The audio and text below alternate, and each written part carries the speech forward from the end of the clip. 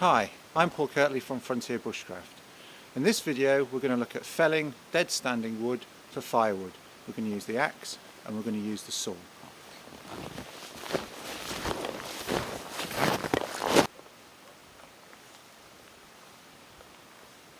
I'm searching for a dead pine tree. Ideally I want one that's freestanding that won't get caught up in other trees as I fell it.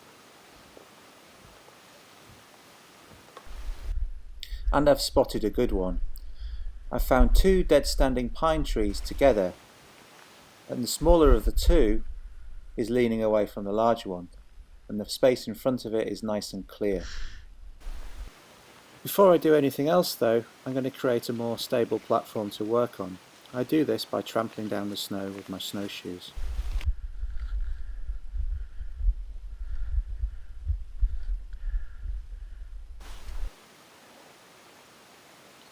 Then I need to knock the snow off the trees, so I'm putting my hood up so I don't get it down my neck.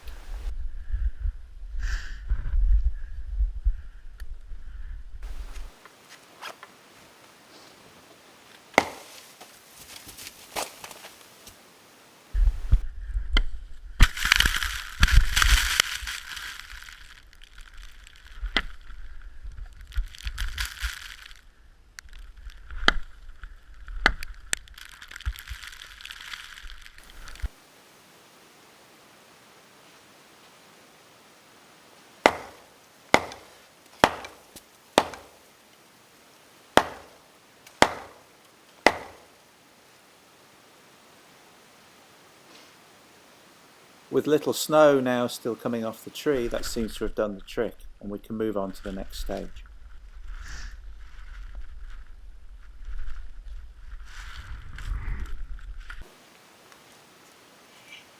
After a few final touches to my working area, I'm ready to get on with the job of actually felling the tree. One of the reasons I selected this tree was the way it was leaning and the clear space in front of it. That then determines where I start to cut, so it falls in the direction I want it to. Felling trees is not always a simple matter, and if you're unsure in any way about what you're doing, you should gain some sort of professional instruction before you head out into the woods and do this sort of thing. I'm using my axe to open up a cut on the front side of the tree. This is known as the front cut or the undercut. The purpose of this is to remove material on the side of the tree in the direction in which you want it to fall.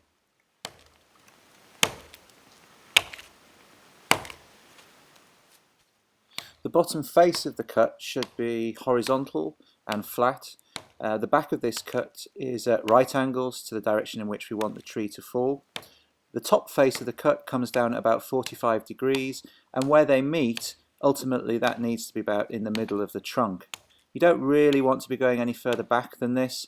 Once we get to the middle of the trunk, we're going to go around to the back and use a saw to create the back cut. That creates a very controlled cut, much more controlled than using the axe. You can almost cut it fibre by fibre, and you'll see that shortly.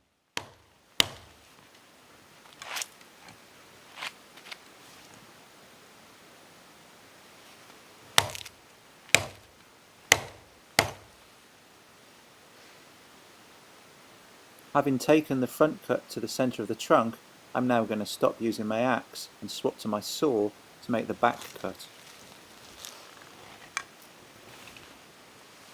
The back cut is a horizontal cut an inch or two above the bottom face of the undercut.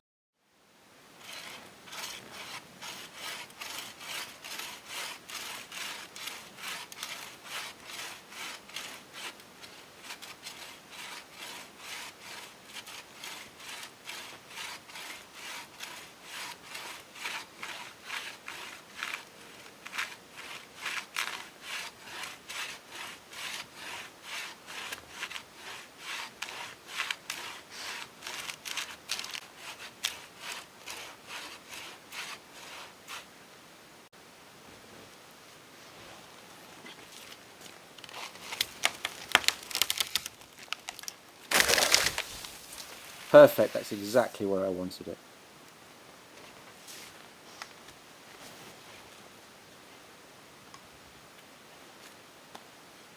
Now I have the job of cutting the trunk up into portable sections.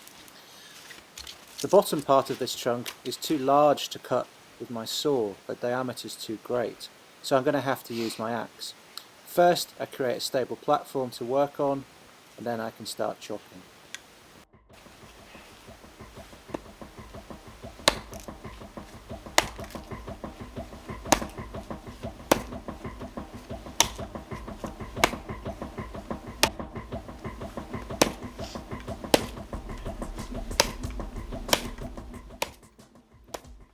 Here I'm using the axe in an ambidextrous way, swapping it from right hand to left hand depending on which way I want to cut. I cover this in more detail in one of my other videos, but here you can see it in action from a first person point of view. What I'm doing here is opening up a wide cut in the log so that I can cut at least halfway through it. There's no point creating just a small narrow wedge to cut with your axe, because the axe will just get stuck. What we're aiming to do here is chip out the wood in large chunks. Here again you can see me using the axe in the left hand and then swapping to the right hand and back again in a very ambidextrous way. This is the most efficient way of using the axe and the best on your body. I cut through halfway from one side and then swap to the other.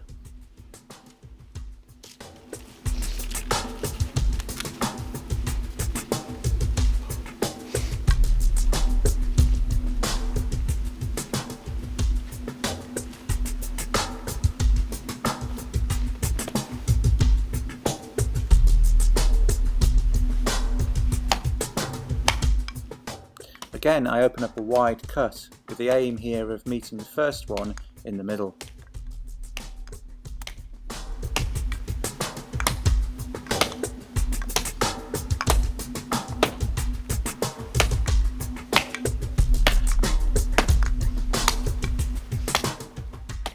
As you can see, cutting a log up in this way requires quite a lot of effort, even if you do have a really sharp axe.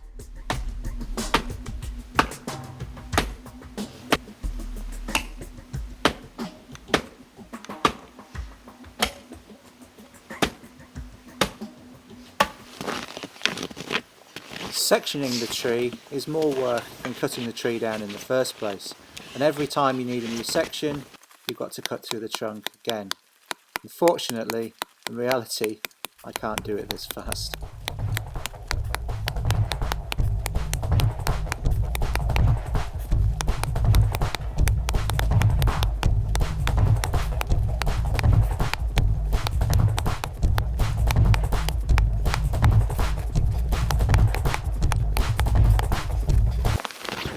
Again, I'm going to finish the job from the other side.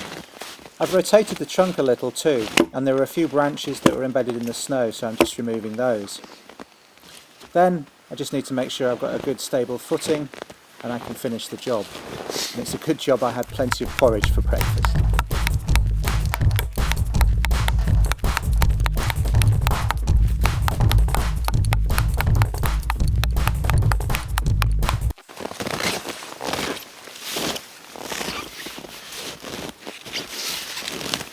As you can see, there's a lot of work involved in using an axe.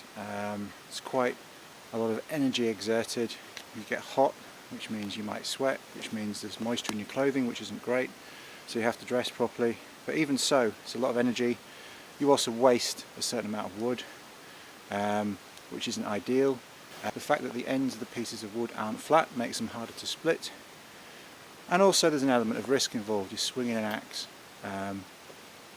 Not necessarily down towards yourself, but you're swinging an axe in your general direction, which is always a risk, particularly when you're standing on snow. A much safer, more efficient option is the use of a saw.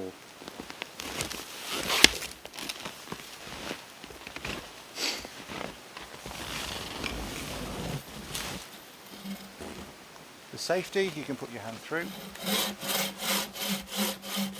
Notice how much less effort I'm using with the saw rather than with the axe.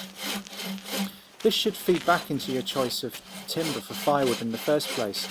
Don't take trees down that are too large, because then it will just be more effort to process it into usable timber once you get it onto the ground.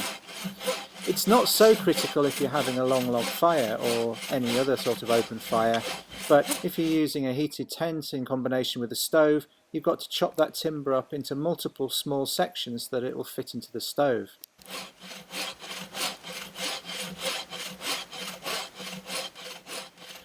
What I'm doing here is cutting the trunk up into sections that I can carry relatively easily on my shoulder back down to camp. Once there, I'll saw the sections up into small lengths that will easily fit into the stove. Now those lengths will probably still need splitting down further into main fuel, medium-sized fuel and small splints for getting the stove going in the first place.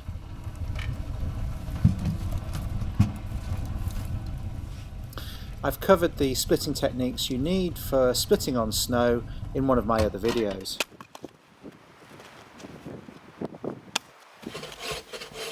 Great, the last section done. Now I can get on with carrying these down to camp and processing it into firewood for the stove.